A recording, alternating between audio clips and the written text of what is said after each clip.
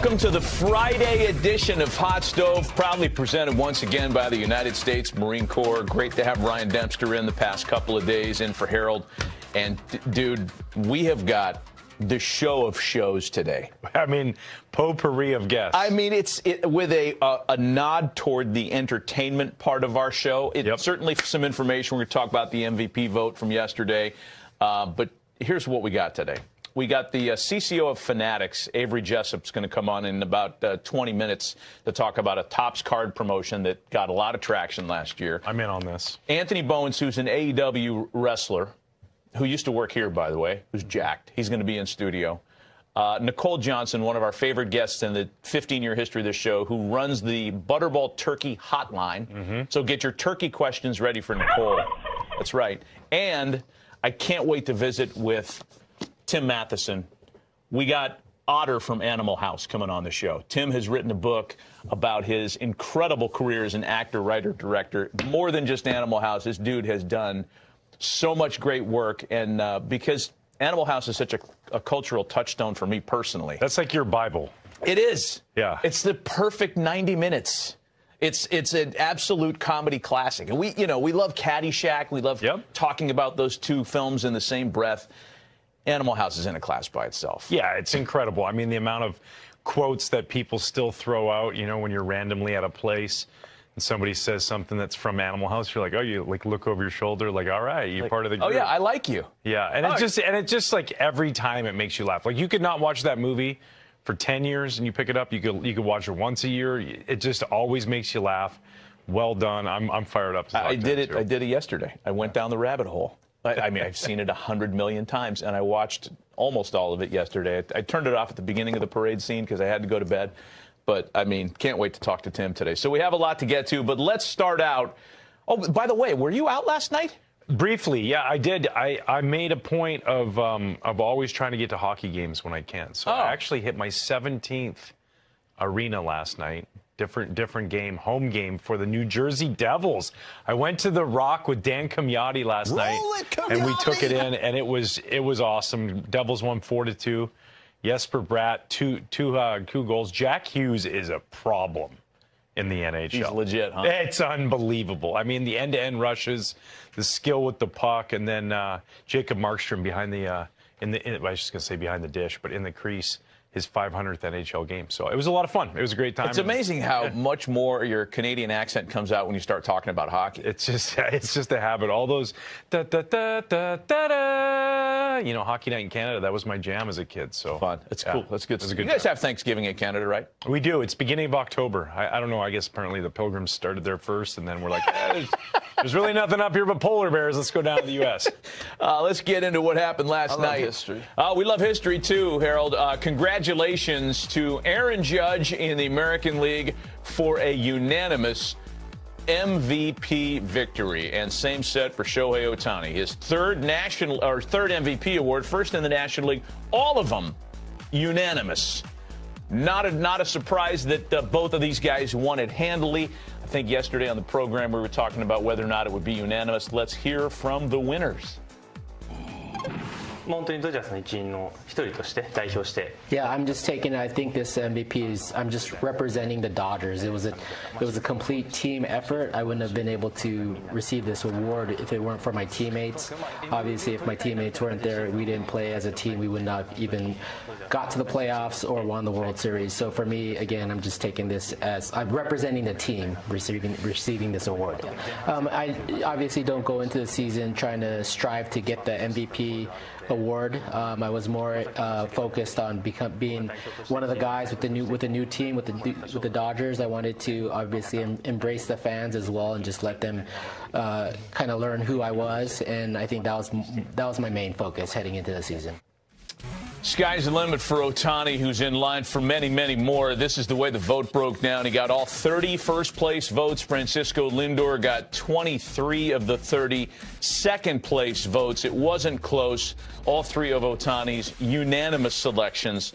He was the only player to have won multiple MVP awards unanimously when he won his second as an Angel. That number keeps growing, and I guess it's you just can't put a ceiling on how many this guy could potentially claim by the time his career's over. when he goes back to being on the mound and hitting, just put him down for the MVP every year. Yeah, I mean, we were sitting there in the meeting this morning talking about who's the maybe breakout for MVP in 2025. I'll say Shohei Ohtani.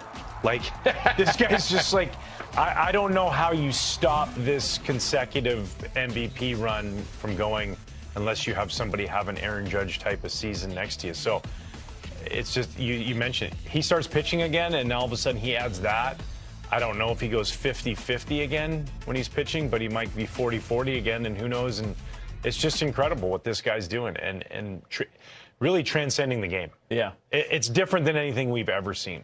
So 30 years old, he's got enough canvas on the contract to play for into his late 30s, right? So if you figure he plays another 9 years, and a few of those are dominant, like he could make a run at Bonds, who had won 7 of them in his career for the most all-time MVP awards, that is. Yeah, no doubt. I mean, think about it, too. He's got a chance at MVPs. He's got a chance to win Cy Youngs if he's back and healthy in the rotation. But I really don't see it. And this guy wants to be the greatest. Like I know he says that, I'm not out to win the MVP. He's out there to have a good year, win the World Series. That's the #1 goal. But he wants greatness, and he's chasing greatness at a crazy pace. So I think he has a chance to catch Bonds for MVPs. The only thing that's going to probably stop that is injuries in the future. Amazing. He is on the right trajectory. Keep doing your thing, man. You're on the right trajectory. And it looks like it, by the way. Like, when you go to the ballpark, like I went to all 3 games when the Dodgers came to Wrigley. I called the 3 games in L.A. and watched. You're watching the game going, that's the best player on the field. Like, it's not even a question. Yeah. The way the ball jumps off his bat, his size, everything he does, just the feeling of everybody getting on their feet or at least paying attention when he hits. So, yeah, this guy's perennial MVP candidate and winner. We're going to talk to J.P. Morosi coming up in a bit about how the news of his third unanimous MVP award was taken in Japan, because J.P. is in Japan as we speak. Let's talk about Aaron Judge. We got that full screen, Bill? We got it, Harold. Here it is, the vote breakdown in the American League. Aaron Judge takes all 30 first-place votes. Bobby Witt Jr. takes all 30 second-place votes. In any other landscape, Witt is the MVP, but Judge was that good, that dominant this year. Let's hear from the American League MVP. Being in New York, watching Derek Jeter for so many years and talking with him is, he played every single game, every single season like somebody was coming for his job. And, he kind of passed that down onto the next generation, where I think you could ask all 3 of the guys, Juan, Bobby, and myself, that, it doesn't matter if you're at the top or wherever you're at, someone's always coming for you. Someone's always coming for that spot. So you got to put in the work. You got to continue to make changes. You got to continue to try to improve yourself till they rip this jersey off you.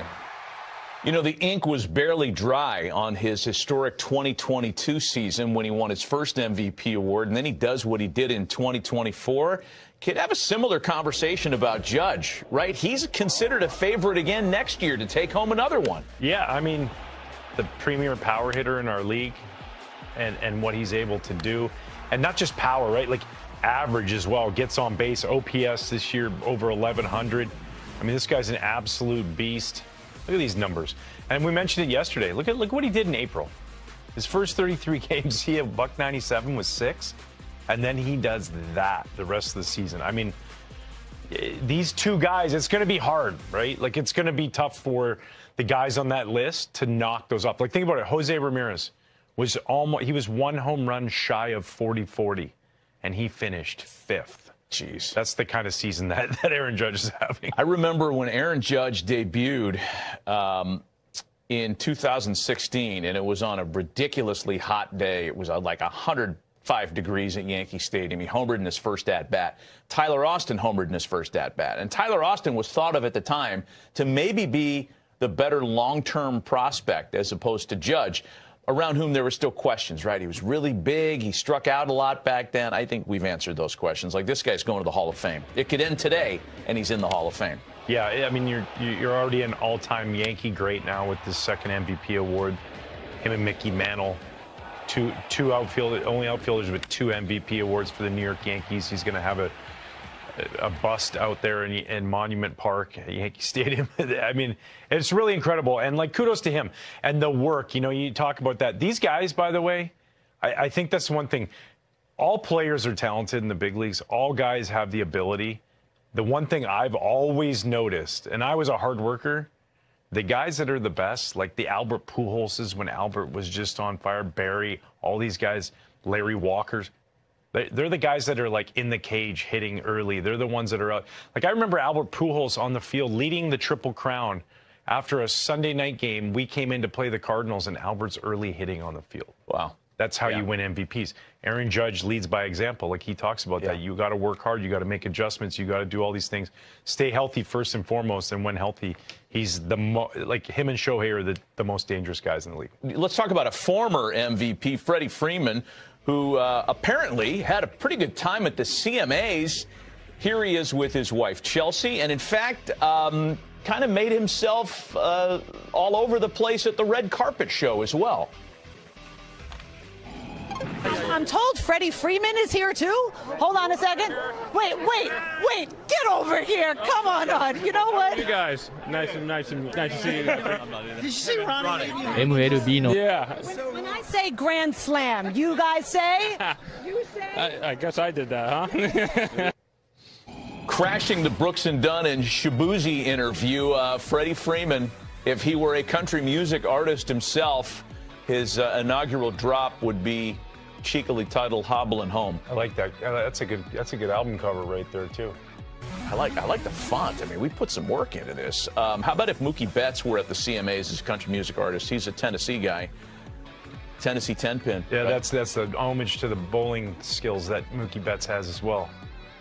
It's a little bit of everything. Country that's music. good. How did you bowling. come up with the title? Come on, Harold. It was just explained. Tennessee 10-pin. What if Shohei was a country music guy? Now that I'd like to see. Playing both sides by Shohei Ohtani. Yeah! He'd be the first country music star to flip his guitar around and play it. You know, he can play it right and MLB の left-handed シーズン right が on stage. 終わりを迎え、新たな MVP の発表やフリーエージェント市場での選手の動向が話題になっている中、野球ファンにとっては待ちきれない毎日ですね。翔平大谷選手が3回目の MVP 受賞を果たしたことは、ファンにとって特別な瞬間であり、その偉業がもたらす感動は計り知れません。大谷選手のプレーで偉大さを追求するという艶や謙虚な人柄は、世界中の野球ファンに希望と勇気を与え続けています。特に彼が日本国内外でどれだけ愛され尊敬されているかを目の当たりにすると、野球というスポーツが人々をつなぐ力を改めて感じることができます。さらにアーロン・ジャッジ選手がアメリカンリーグへ MVP を獲得したことも忘れてはなりません。今年の彼のパフォーマンスは打撃力だけでなくリーダー、アシップの面でもヤンキースを支え、ファンを大いに沸かせました。ジャッジ選手の成績を見ると、その圧倒的な存在感とチームへの貢献度が際立っています。特に彼のホームラン記録や出塁率の高さは、ファンの期待を超えた結果を生み出し、彼がヤンキースの顔として今後も輝き続けることを確信させてくれます。また、ウォーカー・ビューラー選手やジャック・クランハティ選手といった注目の投手たちがフリーエージェント市場でどのような決断を下すのかも興味深いポイントです。特にビューラー選手はワールドシリーズでの見事な投球でその価値を大きく高めました。彼のような実績を持つ選手がどのチームで次のチャレンジをするのか、ファンとしては楽しみにせずにはいられません。一方でジャック・クラハティ選手もまた彼の移籍先や新たな環境でのパフォーマンスがどうなるか注目を集めています。これからどのチームが彼らを獲得するのか、そしてその選手たちが新たなシーズンでどのような活躍を見せるのかは野球ファンにとって大きな見どころでしょう。さらにフアン・ソトフランシュの移籍先も話題になっています。ヤンキースやメッツといった強豪チームが候補として挙げられていますが、レッドソックスやオリオールズといったチームもその争奪戦に加わる可能性があると言われています。特に外選手のようなオールラウンダーはどのチームにとっても大きな戦力となりうる存在です。ファンとしては次にどのチームでプレーするのか、そのチームでどのような歴史を築くのかといった期待と興奮を感じざるを得ません。MLB 全体を見てもこのオフシーズンは話題に事欠かないものとなっています。選手の移籍市場やトレード、さらには新たな監督やコーチの招聘など各チームがどのように戦力を整えていくのかは注目すべき点です。また若手選手の台頭やベテラン選手の復活といったストーリーも野球の魅力をさらに引き立てています。例えば今シーズンでは多くの若手選手が大きなインパクトを与え、リーグに新たなエネルギーをつぎ込んでいます。このような新旧交代、世代交代が進む中で、MLB の未来がどう展開していくのかも楽しみの一つです。こうした野球の魅力は単なるスポーツの枠を超え、文化やコミュニティの一部として私たちの生活に深く根付いています。試合そのものだけでなく、選手たちの努力やストーリー、ファンとの絆が野球というスポーツを特別なものにしているのです。そのため MLB の話題はいつも私たちに感動を与え、次のシーズンへの期待を高めてくれます。最後に皆さんのご意見もぜひお聞かせください。翔平、大谷選手の MVP 受賞やアーロン・ジャッジ選手の活躍についてどう思いましたか。またフリーエージェント市場で注目している選手や応援しているチームについてもコメント欄で教えてください。この動画が気に入ったらいいねとチャンネル登録も忘れずにお願いします。最新の MLB ニュースやハイライトをお届けするためにこれからも全力で情報を発信していきますので、一緒に MLB の魅力を楽しみ続けましょう。Certainly, it's not unprecedented that you would see someone join a team that they vanquished in the World Series the previous year. Now, here's what Walker did in the playoffs. He got better as October went along. We know this, the New York Yankees, with some comings and goings in their rotation, they are looking for rotation help. They also, by the way, remember back to the trade deadline, they were involved in the Jack Flaherty sweepstakes. They would not sign off on the medicals. Jack Flaherty helped the LA Dodgers win the World Series pitching in his hometown. So the Yankees could still be involved on Flaherty as well. The other team, and I cringe a little bit as I say this because I'm sure it's going to stimulate some debate. Let's not forget who his manager used to be in St. Louis, Mike Shildt. Now, the Padres. I'd be a little surprised if he crosses that Rubicon in that NL West rivalry, given how intense things got, especially now Jack Flaherty has, as a part of his legacy, helping his hometown Dodgers win the World Series. But the admiration that Mike Shildt has for Jack Flaherty did not dissipate.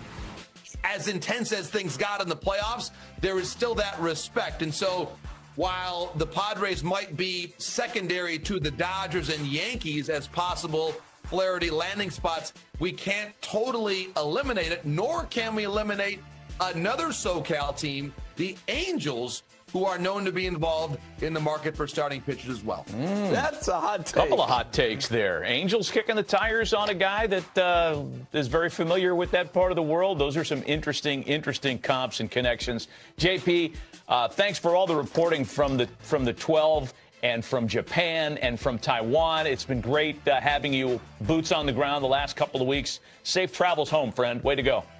Sounds great. I'll be back in touch from the great state of Michigan next week, my friends. Thanks for doing this around-the-clock coverage. I appreciate it very much. Awesome. JP Morosi giving us some really great stuff for the last couple of weeks out there. You know, you watch the World Series closely.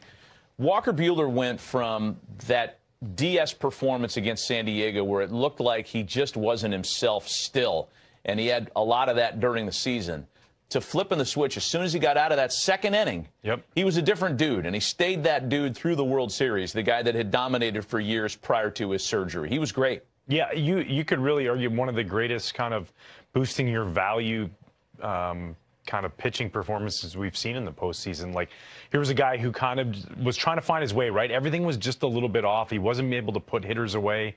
And then all of a sudden he has that game against San Diego, and then, boom, he just got it going.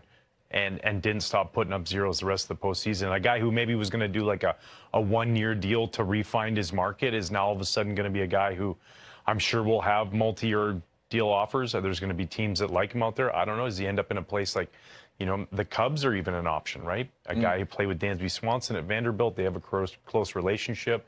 There's going to be a lot of people who want somebody like him because you're not having to spend this exorbitant amount of money, and you can have the potential to have a frontline rotation guy if you get him. So I think he's just going to sit down and look at it. He loves it in L.A. Yeah, that's what you just said is that's all the reason more why the Dodgers want to keep him, I think. I think of all the guys who we talk about possibly moving in free agency, I think there's probably a good a chance as any for Buehler to stay put and stay a Dodger. I see him staying a Dodger more than I see Jack Flaherty being a Dodger. Even though Jack went there, I could see him, you know, taking advantage of this and getting a 2 or 3 year deal, whatever it ends up being.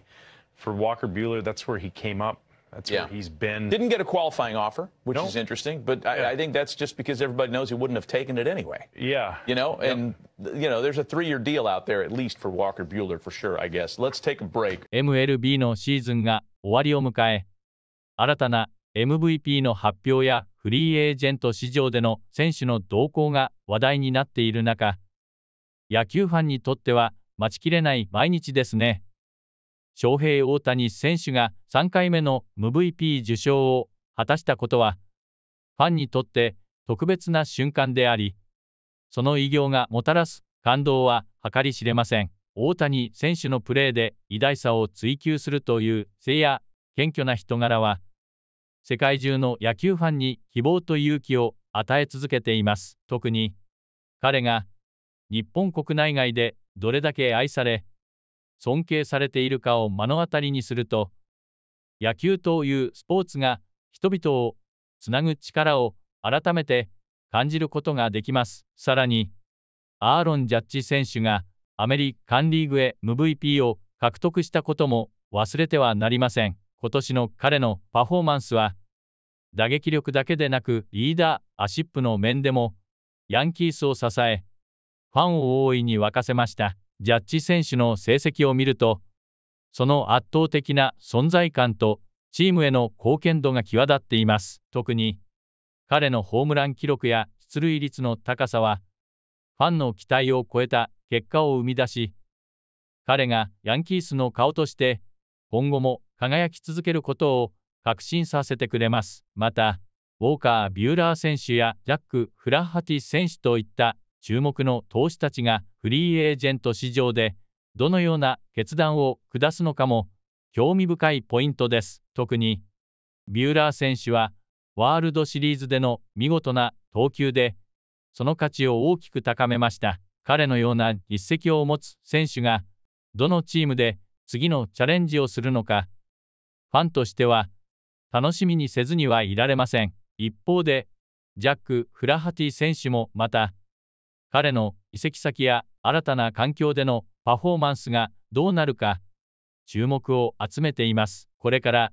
どのチームが彼らを獲得するのか、そしてその選手たちが新たなシーズンでどのような活躍を見せるのかは、野球ファンにとって大きな見どころでしょう。さらに、フアン・ソト選手の移籍先も話題になっています。ヤンキースやメッツといった強豪チームが候補として挙げられていますが、レッドソックスやオリオールズといったチームも、その争奪戦に加わる可能性があると言われています。特に、ソト選手のようなオールラウンダーは、どのチームにとっても大きな戦力となり得る存在です。ファンとしては、次にどのチームでプレーするのか、そのチームでどのような歴史を築くのかといった期待と興奮を感じざるを得ません。MLB 全体を見ても、このオフシーズンは話題に事欠かないものとなっています。選手の移籍市場やトレード、